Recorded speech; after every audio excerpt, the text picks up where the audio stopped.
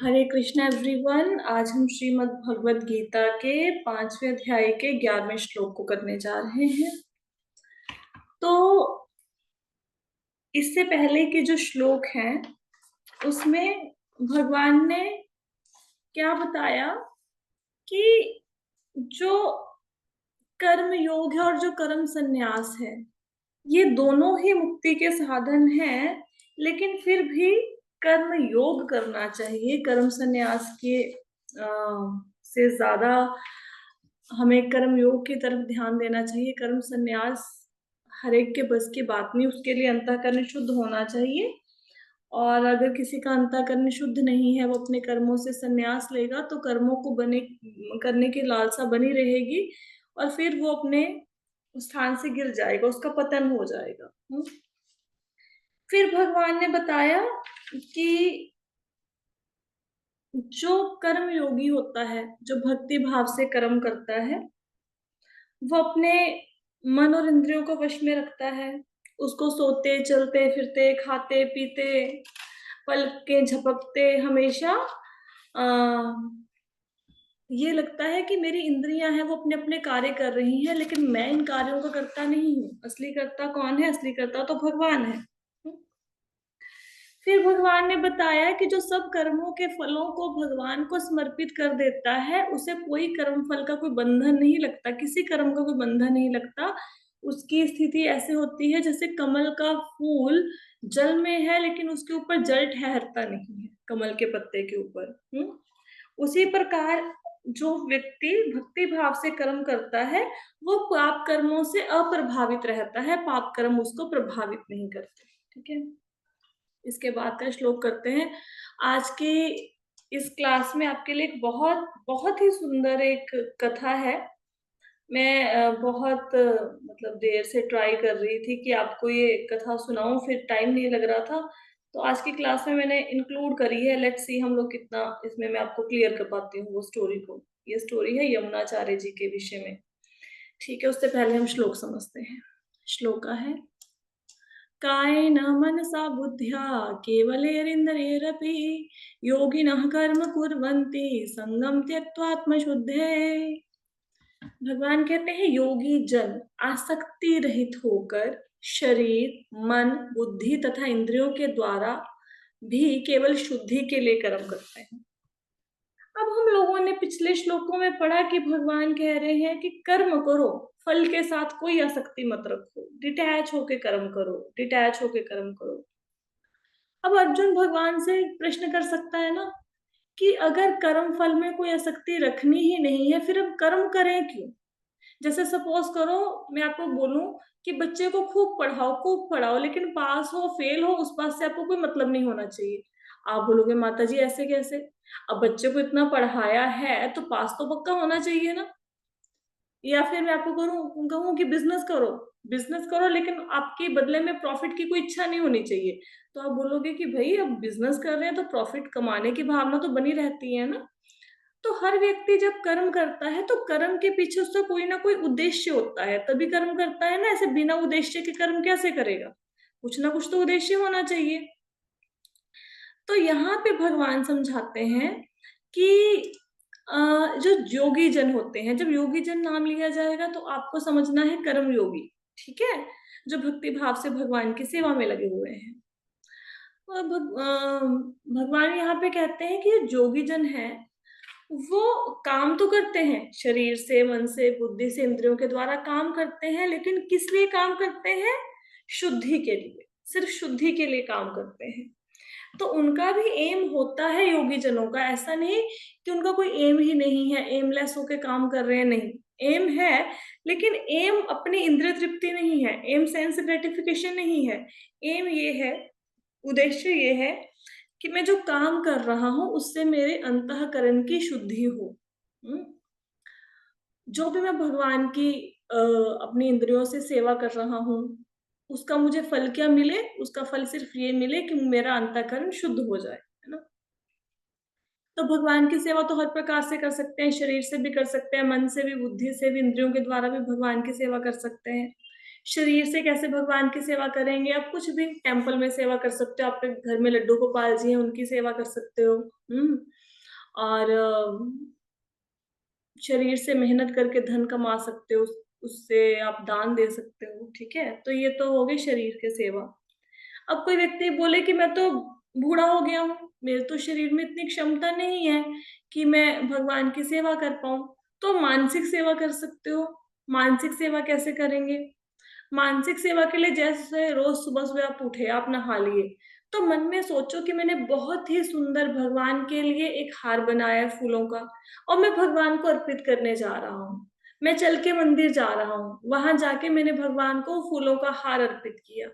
आप मन में, अगर आपके शरीर में समर्था नहीं है भोजन बनाने की, शारीरिक रूप से आप इतने कैपेबल नहीं है, एज फैक्टर है या फिर कोई शारीरिक कमी है, उसकी वजह से आप नहीं जाकर मंदिर में सेवा कर पा रहे या दर्शन के लिए नहीं जा पा रहे, तो भगवान की मानसिक सेवा तो कर सकते हैं ना। मन से तो सोच सकते हैं ना कि मैं चल के मंदिर तक जा रहा हूँ। और भगवान मानसिक सेवा को भी स्वीकार करते हैं अगर किसी की शारीरिक क्षमता नहीं है तो। मानसिक सेवा का भी उतना ही फल मिलता है। पर ऐसा नहीं है कि शरीर में तो समर्था है मंदिर चल के जाने की, शरीर में समर्था है कि भगवान के लिए अच्छा भोग बनाए, शरीर में समर्था है कि भगवान का अच्छा अच्छा श्रृंगार करे, लेकिन वो छोड़ के सिर्फ मानसिक सेवा कर रहे हो, ये सही नहीं है। हम्म शरीर से सेवा करनी है, लेकिन अगर शरीर नहीं काम कर रहा तो मानसिक सेवा करो। और मानसिक सेवा कैसे कर सकते हो? भगवान के विषय में सोच सकते हो, चिंतन कर सकते हो भगवान का, मन में भगवान के नाम का जाप कर सकते हो। ये होगी मानसिक सेवा। बुद्धि के द्वारा सेवा कैसे करोगे? इंटेलिजेंस के द्वारा, बुद्धि के द्वारा ये भगवत गीता को समझने की कोशिश कर सकते हो। भगवत गीता में इतनी सारी फिलोसॉफिकल बातें हैं, तो उसको समझने की कोशिश कर सकते हो, शास्त्रों को पढ़ने की कोशिश कर सकते हो। या ये सोच सकते हो, बुद्धि के द्वारा प्लान बना सकते हो कि कैसे मैं प्रचार कार्य को आगे बढ़ाऊं, मैं कैसे भगवान की और अधिक सेवा कर सकता हूँ, कैसे मैं भगवान को खुश रखूं। तो मन में ये सोचना, अपनी बुद्धि के द्वारा ये सोचना कि मैं भगवान की अधिक से अधिक सेवा कैसे करूं, प्रचार कार्य को आगे कैसे लेके जाऊं। या अगर कोई बंदा इंटेलिजेंट है तो वो शास्त्रों को समझने की, भगवत गीता भागवतम को पढ़ने का प्रयत्न कर रहा है, कोशिश कर रहा है, तो ये बुद्धि के द्वारा भगवान की सेवा होगी। इंद्रियों के द्वारा कैसे सेवा होगी? इंद्रियों को भगवान की सेवा में लगाओ, जैसे कानों से भगवान की कथा सुनो, नाक से भगवान के चरणों में रखे हुए फूलों को सूंघो, उसकी खुशबू लो। हाँ, जीभ से भगवान के नाम का उच्चारण करो, हाथों से मंदिर की सफाई, अपने घर में लड्डू गोपाल जी के रूम की सफाई करो, उनको सजाओ, पैरों से चलकर मंदिर पे जाओ। तो ये इंद्रियों के द्वारा सेवा हो गई। लेकिन इन सारी सेवाओं के बदले में कोई फल की आसक्ति नहीं रखनी कि अगर हमने इतनी सेवा कर दी अब बदले में हमें ये चीजें मिल जाए ना। इन सेवाओं का आपको अगर फल चाहिए तो फल सिर्फ इनका अंतःकरण की शुद्धि, अंतःकरण की शुद्धि ही इनका फल होना चाहिए। वही मन में सोचना चाहिए कि भगवान मेरी सेवा के बदले में मेरे अंतःकरण को, मेरे हृदय को शुद्ध कर दो। अब हमारे बहुत सारे जन्म हो चुके हैं, इस जन्म से पहले भी हमारे कितने ही जन्म हो चुके हैं। तो अब वो जो इतने सारे हमारे जन्म हुए हैं, उस जन्म में हमने कोई ना कोई काम तो करे हैं ना, अच्छे बुरे। उससे क्या होता है, जब हम जन्म लेके अच्छे बुरे कर्म करते हैं, उससे हमारा शरीर, मन, बुद्धि, इंद्रियां ये सब दूषित हो जाती हैं। तो जब हम भगवान की सेवा में इनको लगाते हैं तो ये इंद्रियां, मन, बुद्धि, शरीर धीरे धीरे शुद्ध होना शुरू हो जाता है। हम्म? तो कर्म, कर्म क्यों करना है? अंतःकरण की शुद्धि के लिए। और कौन से कर्म अंतःकरण की शुद्धि करेंगे? भगवान की भक्ति से रिलेटेड कर्म अंतःकरण की शुद्धि करेंगे। ऐसा नहीं कि बैठ के टीवी देख रहे हैं और अंतःकरण की शुद्धि हो जाएगी, ऐसा नहीं होने वाली, ठीक है? एक और बात, कि बार हमें लगता है कि हमने भगवान के लिए बहुत कुछ कर दिया है ना। देखो, अगर हम भगवान के लिए कुछ कर भी रहे हैं तो वो इसलिए कर पा रहे हैं क्योंकि भगवान हमें वो शक्ति प्रदान कर रहे हैं सेवा करने की। अगर वो शक्ति प्रदान ना करे तो हम सेवा नहीं कर सकते। जैसे इस संबंध में एक बहुत ही सुंदर कथा है। ये है जब भगवान राम और सुग्रीव, इनकी मीटिंग हुई, तो सुग्रीव थोड़ा चिंतित थे। उनको ऐसा था कि रावण की शक्ति बहुत अधिक है, और भगवान राम की शक्ति के विषय में तो उनको इतना पता नहीं था, अभी तो मिले ही थे उनसे, है ना। तो उन्होंने भगवान राम को बताया कि मैं चिंतित हूं कि कैसे रावण को हम हरा पाएंगे। तो भगवान राम कहते हैं कि अगर मैं अपनी उंगली को, छोटी उंगली को टेढ़ा कर दूं ना, मेरे टेढ़ा करने मात्र से जितने भी राक्षस हैं उन सबका नाश हो जाएगा। हम्म? तो सुग्रीव कहते कि फिर आप उंगली को टेढ़ा कर दो, फिर करते क्यों नहीं हो, फिर हम सब लोग क्यों इतने वानर सेना इकट्ठी करके चढ़ाई करने जा रहे हैं। तो भगवान राम कहते क्योंकि मैं तुम्हें सेवा का अवसर देना चाहता हूँ। हम्म? तो ऐसा नहीं है कि भगवान अपनी किसी आवश्यकता के लिए हमारे ऊपर डिपेंड है, कि भगवान भूखे हैं तो हम खाना बनाएंगे तभी भगवान खाएंगे, नहीं तो वो भूखे बैठे रहेंगे, है ना। कोई भी सेवा भगवान की, भगवान सर्व समर्थ है, या हम भगवान को कुछ अर्पित करें, है ना, और हमें लगे कि हमने भगवान को इतना अर्पित कर दिया। अरे सब कुछ उन्हीं से तो मिला है, सब कुछ उन्हीं का तो है, तो उनकी दी हुई चीजों को उनको ही तो अर्पित कर रहे हैं। हम कौन सा अपने घर से कहीं से लेके आए हैं। जैसे गंगा जल में क्या करते हैं, गंगा जल थोड़ा सा लेते हैं, गंगा का जल, और गंगा को ही अर्पित कर देते हैं। तो गंगा जल लिया, गंगा को अर्पित कर दिया, तो हमारा बीच में क्या, हमारा तो बीच में कुछ भी नहीं। तो देखा जाए तो हम कोई भी ऐसी वस्तु नहीं है जो भगवान को हम दे पाए और हम बोले ये हमारी है, नहीं, सब कुछ भगवान का ही है। हम्म? लेकिन फिर भी सेवा क्यों कर रहे हैं, क्योंकि हमें अंतःकरण को शुद्ध करना है। अंतःकरण को शुद्ध क्यों करना है, क्योंकि इससे हम सेवा अच्छे से कर पाएंगे, और अगर हमने अपना हृदय शुद्ध कर लिया तो भगवान बहुत प्रसन्न होते हैं। इसलिए हमने अपने हृदय को शुद्ध करना है। ठीक है। तो इस संबंध में यमुनाचार्य जी हैं एक आचार्य, वो बहुत सुंदर एक श्री स्त्रोत से बहुत सुंदर एक श्लोक कहते हैं, जिसका अर्थ है, हे भाग्य की देवी लक्ष्मी के स्वामी विष्णु भगवान, जब मैं अज्ञानी था तब मैं समझता था कि मैं तुम्हें बहुत पदार्थ दे सकता हूँ, किंतु अब जब मुझे ज्ञान प्राप्त हो गया है तब मैं यह मानता हूँ कि मेरे स्वामित्व में जो भी है वह सब पहले से आपका है, इसलिए मैं तुम्हें क्या अर्पित कर सकता हूँ। तो यहाँ पे यमुनाचार्य जी जो है वो भगवान विष्णु से प्रार्थना कर रहे हैं कि जब मुझे ज्ञान नहीं था तो मुझे ऐसा लगता था कि मैं तुम्हें बहुत कुछ दे सकता हूँ, मैं भगवान के लिए बहुत अच्छा मंदिर बना सकता हूँ, भगवान को बहुत सारे अच्छे अच्छे भोग लगा सकता हूँ, भगवान को अच्छे वस्त्र अर्पित कर सकते हैं, अच्छे आभूषण अर्पित कर सकते हैं।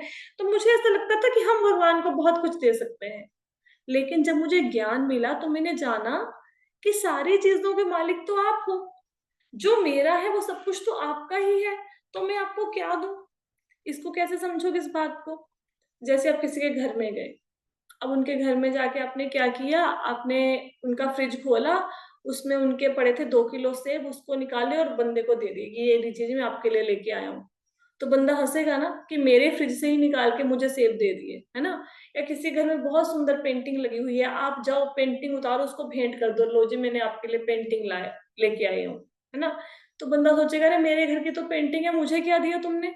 तो हमारी हालत भी तो ऐसे ही है ना, हम भगवान को कुछ दे सकते हैं क्या। जो कुछ हमारे पास है वो सब भगवान का है, तो उन्हीं का उनको अर्पण वो भी नहीं करते। भगवान का दिया हुआ भगवान को भी अर्पित करने में बहुत बड़ी प्रॉब्लम है, वो भी नहीं हो पा रहा। हम्म।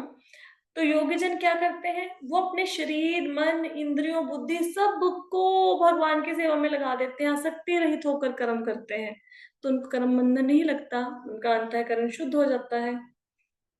अब किसी को यमुनाचार्य जी के विषय में पता है, ये कौन है यमुनाचार्य, कभी इनके बारे में सुना है? नहीं सुना है।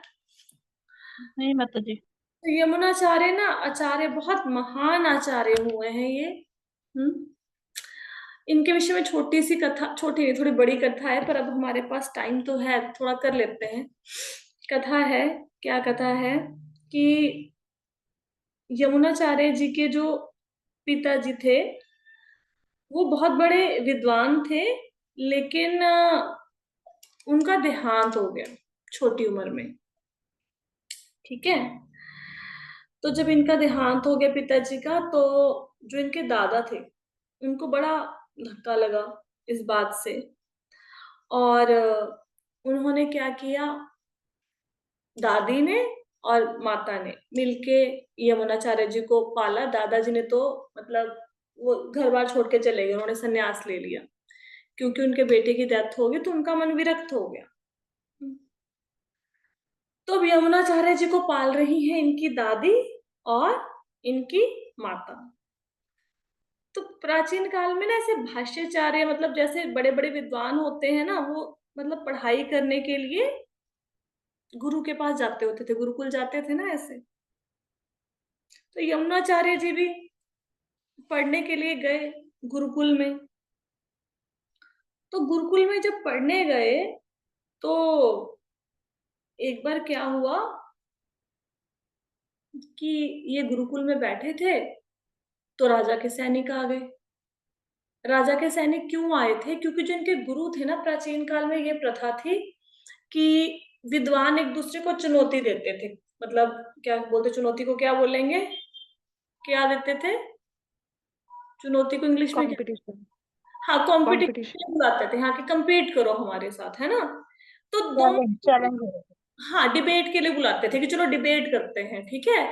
फिर डिबेट में जो व्यक्ति हार जाता था उसको कोई ना कोई टैक्स देना पड़ता था। जो जीत जाता था उस व्यक्ति को, वो पूरी जिंदगी उसको टैक्स देता रहेगा। हम्म। तो जो इनके गुरु थे यमुनाचार्य के, वो भाष्याचार्य इनके गुरु थे, तो उनके आश्रम में, सॉरी, भाष्याचार्य उस राजा के पास एक पुरोहित था जहां पे ये रहते थे। तो इनके जो गुरु थे, उन्होंने, भाष्याचार्य ने, मतलब गुरु का नाम भाष्याचार्य, उन जो राजा का जो पुरोहित है उसका नाम है कोलाहला। तो कोलाहला और भाष्याचार्य का आपस में डिबेट हुआ, विवाद हुआ। तो कोलाहला वाज अ ग्रेट स्कॉलर। हम्म। तो राजा ने ये अनाउंस किया हुआ था कि जो भी कोलाहला को चुनौती देगा, तो अगर कोलाहला ने उसको हरा दिया तो उसको हर साल टैक्स देगा। मतलब कोलाहला को जो, कोलाहला ने किसी को हराया तो दूसरा व्यक्ति उसको टैक्स पे करेगा हर साल। अगर नहीं टैक्स पे करेगा तो उनको फांसी की सजा मिल जाएगी। तो यमुनाचार्य की जी के जो गुरु थे भाष्याचार्य और कोलाहला का आपस में डिबेट हुआ। डिबेट हुआ तो यमुनाचार्य के गुरु जो थे वो हार गए। अब हार गए तो उनको हर साल टैक्स देना पड़ता था। अब गुरु जी की आर्थिक स्थिति इतनी अच्छी नहीं थी तो वो 2 साल से टैक्स नहीं दे पाए, यमुनाचार्य के गुरु जी। तो ये अपने गुरु के आश्रम में थे, राजा के सैनिक आ गए और बोला कि भाई 2 साल हो गए, तुमने तो टैक्स नहीं दिया। हाँ। और उस समय गुरु नहीं थे इनके, जब जो सैनिक आए ना तो उस समय गुरु भी घर पे नहीं थे और इनके सहपाठी भी घर पे नहीं थे। तो ये अकेले थे यमुनाचार्य आश्रम में। तो सैनिकों ने कठोर वाणी में बोला कि कहाँ है तुम्हारा टीचर? तो यमुनाचार्य ने बोला कि आप बताइए, आपको किसने भेजा है, क्या काम है ना।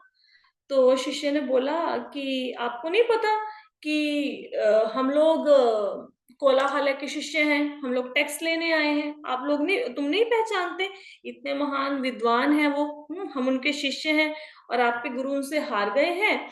और ऊपर से उनकी इतनी हिम्मत कि 2 साल से टैक्स नहीं दिया। और अगर आपने टैक्स नहीं दिया तो क्या होगा कि आपको मृत्यु की सजा दे दी जाएगी। तो यमुनाचार्य काफी दयालु थे स्वभाव से। कभी लड़ते झगड़ते भी नहीं थे, स्टूडेंट से भी नहीं झगड़ा होता था, टीचर से भी कुछ नहीं कहता, टीचर को तो कहना ही क्या है, बहुत ही विद्वान थे। पर जब गुरु के विषय में उन्होंने ऐसे कठोर वचन सुने तो उनको बड़ा दुख हुआ। तो उन्होंने कोलाहला के जो दूत आए थे, शिष्य आए थे, उनको बोला कि आप मूर्ख हो और आपका गुरु भी मूर्ख है। और कहते हैं जिसको बात करने की ही इतनी अकल नहीं है ना। तो आपको सबसे पहले तो ये देखना चाहिए किसी से बात करते हो तो कैसे बात करनी चाहिए, है ना। और जैसे आपके गुरु में गुण है कि जैसे वो क्रोधित हैं या अहंकारी हैं, वो ही गुण उन्होंने अपने शिष्यों को दे दिए। तो कहते हैं आपके जो गुरु है ना, जो मेरे कहते गुरु हैं, जो भाष्याचार्य जी हैं, वो बहुत बड़े विद्वान हैं। उनके पास इतना समय नहीं है कि आपके गुरु से जाके ना डिबेट करें। उनकी जगह पे मैं कोलाहला से डिबेट करूंगा। उन्होंने चुनौती दे दी कि हम टैक्स नहीं देंगे, हम आपके साथ डिबेट करेंगे, ठीक है।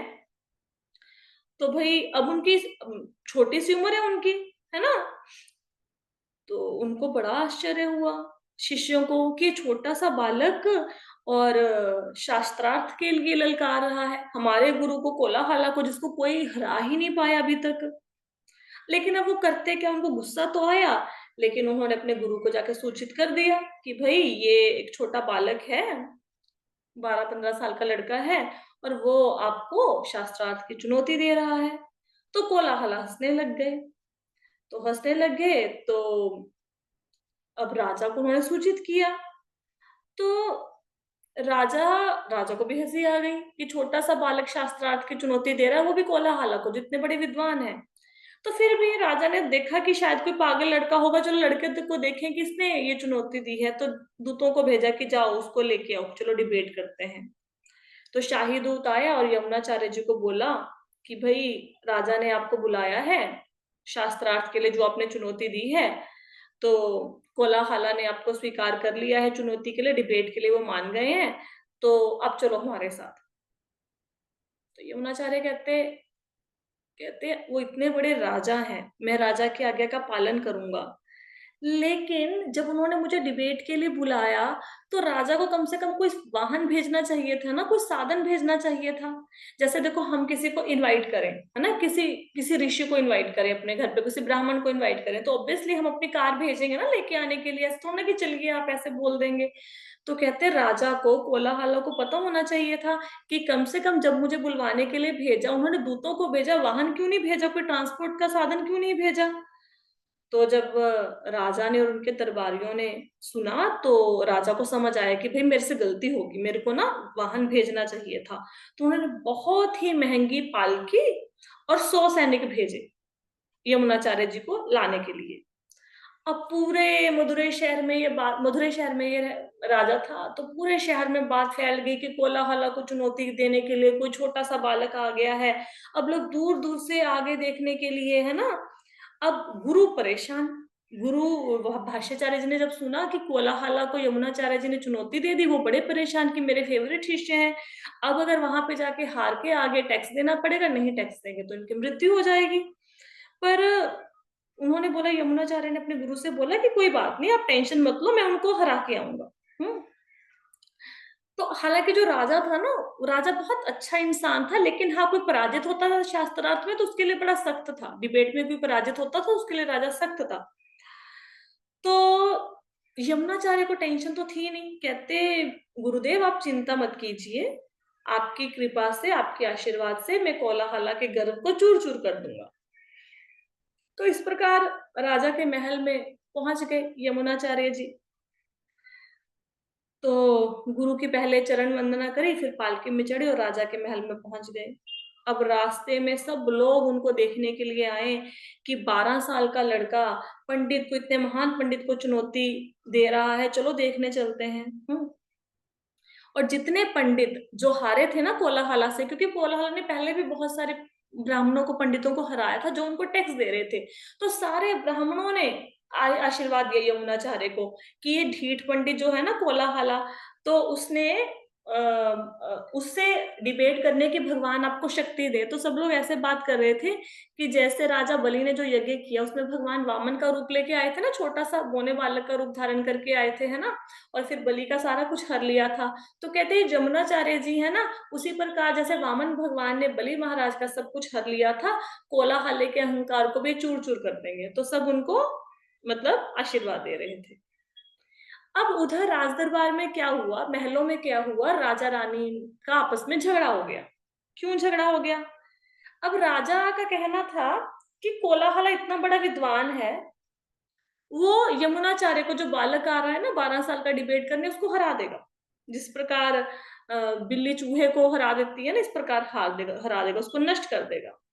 लेकिन रानी ने बोला कि नहीं, मुझे ऐसा लगता है कि जैसे छोटी सी चिंगारी राख के पहाड़, मतलब सॉरी, रुई के पहाड़ को नष्ट कर देती है ना छोटी सी चिंगारी, इसी प्रकार कोलाहला के अहंकार को, गौरव को ये लड़का नष्ट कर देगा जो छोटा सा आ रहा है।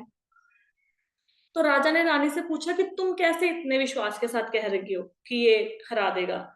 तो रानी ने बोला कि मुझे विश्वास है यमुनाचार्य पे। तो राजा कहता ठीक है, फिर शर्त लगाओ मेरे साथ। तो रानी कहती ठीक है, शर्त लगी। तो रानी कहती कि अगर यमुनाचार्य हार गए डिबेट में, तो मैं आपकी दासी बन जाऊंगी पूरी जिंदगी के लिए। और कहते, राजा कहते कि अगर मैं दाव लगाना होता ना, रानी ने बोला कि अगर इसने हरा, मतलब यमुनाचार्य हार गए तो मैं अपनी दासी बन जाऊंगी। वो राजा ने दाव लगाया। राजा ने क्या दाव लगाया? राजा बोलता कि अगर यमुनाचार्य जीत गए और कोलाहला हार गया तो मैं आधा राज्य दे दूंगा यमुनाचार्य को। तो ऐसे शर्त लग गई।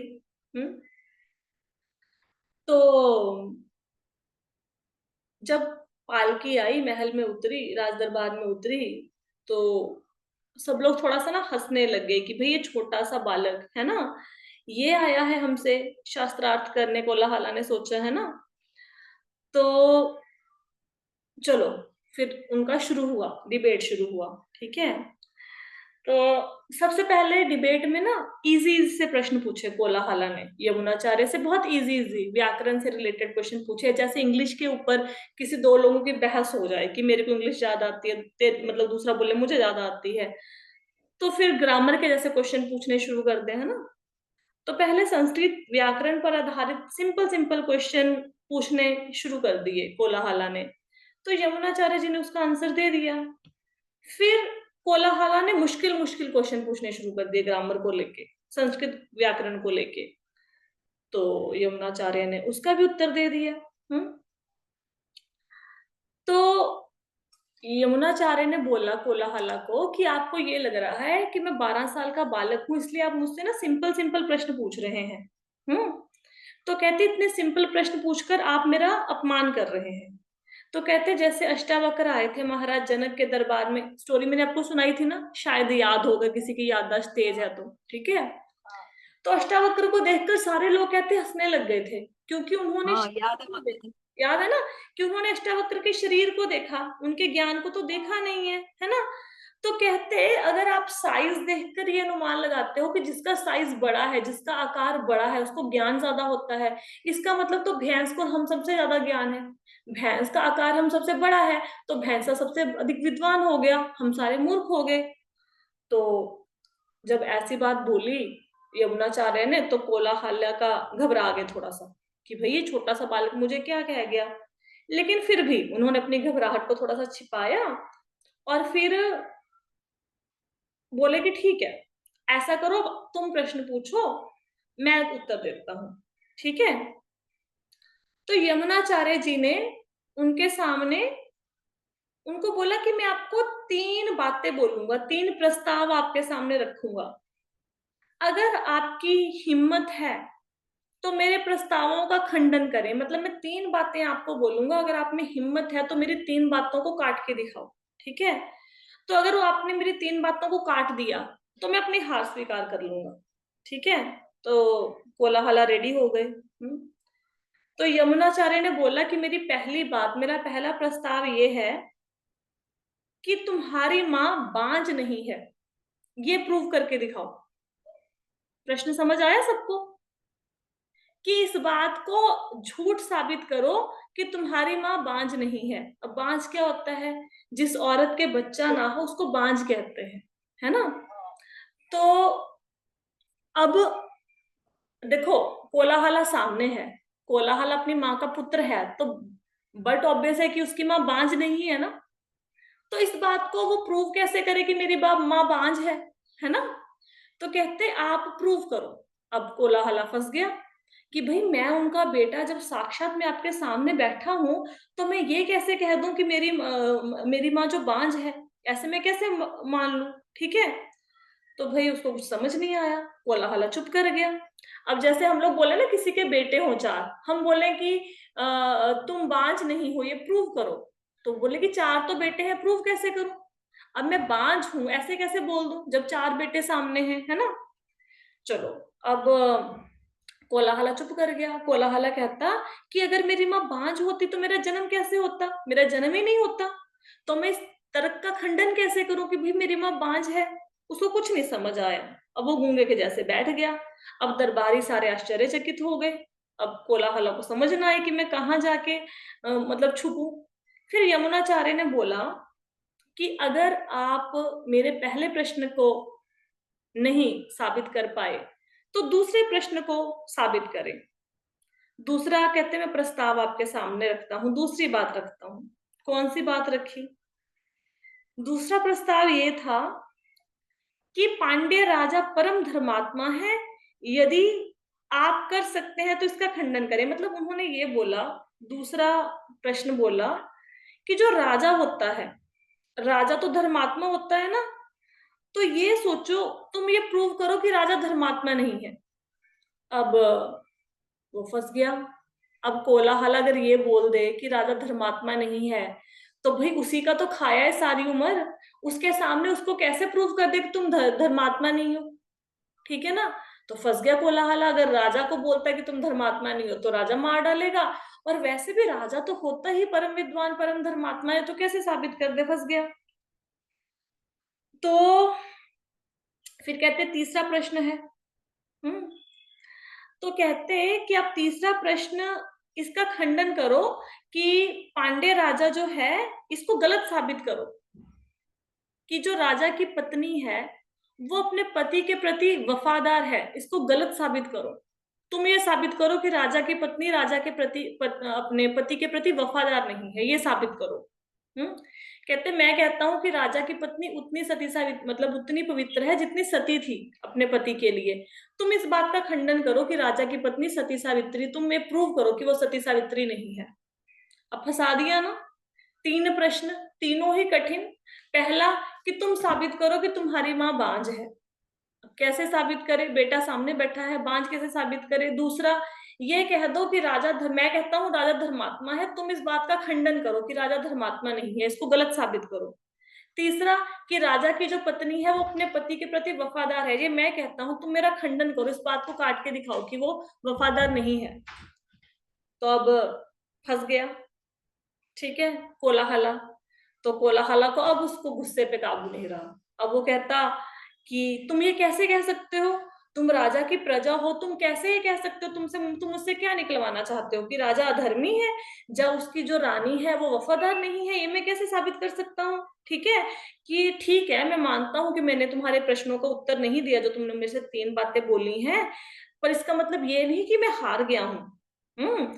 तो कोलाहला कहता कि ठीक है, मेरे से तो आंसर सूझा नहीं, अब तुम इस बात को प्रूव करके दिखाओ। ठीक है, अब तुम प्रूव करो कि मेरी माँ बांझ है, राजा धर्मात्मा नहीं है, राजा की पत्नी वफादार नहीं है।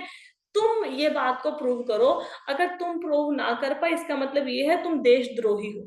हम्म तो जब उसने ऐसा बोला तो कोलाहला के जो शिष्य थे वो खुश हो गए। वो कहते हाँ हाँ ठीक है ठीक है, यमुनाचार्य हार गया, क्योंकि मेरा गुरु उत्तर नहीं दे पा रहा अगर कोलाहला, तो यमुनाचार्य जी ने कौन सा उत्तर दिया? उन्होंने बात रख दी। जैसे मैं आपको बोल दूं कि सूर्य पूर्व दिशा से उदय होता है, इस बात का खंडन करो, आप प्रूव करो कि सूर्य पश्चिम से उगता है या सूर्य पूर्व से नहीं उगता। ठीक है, मैं आपको ये प्रश्न रख दूं तो आप बोलो माता जी पहले आप प्रूव करके दिखाओ। ठीक है, हम अपनी हार मान लेंगे, पर आप प्रूव करके दिखाओ, ऐसे बोलोगे ना? तो जो कोलाहल के शिष्य थे कहते यमुनाचार्य हार गए हैं। क्यों हार गए हैं? क्योंकि उन्होंने उनको भी उत्तर नहीं आते इन तीनों प्रश्नों के, है ना? और यमुनाचार्य की तरफ जो पंडित थे वो कहते नहीं नहीं, इन्होंने अपनी तीन बातें रखी हैं, उत्तर दे नहीं पाया कोलाहला, तो कोलाहला हार गया है। ऐसा दोनों में बहस होनी शुरू हो गई, कोलाहला के शिष्यों में और यमुनाचार्य जी के समर्थकों में। तो यमुनाचार्य जी ने सबको शांत किया। तो यमुनाचार्य कहते ठीक है, मैं इन प्रश्नों के उत्तर दूंगा, मैं एक एक करके इन तर्कों का खंडन करूंगा, मैं प्रूव करूंगा कि तुम्हारी माँ बांझ है, मैं प्रूव करूंगा कि राजा परम विद्वान परम धर्मी नहीं है, मैं प्रूव करूंगा कि राजा की स्त्री जो है वो वफादार नहीं है। ठीक है, तो ऐसा उन्होंने कहा। तो यहां तक आपको कथा समझ आई?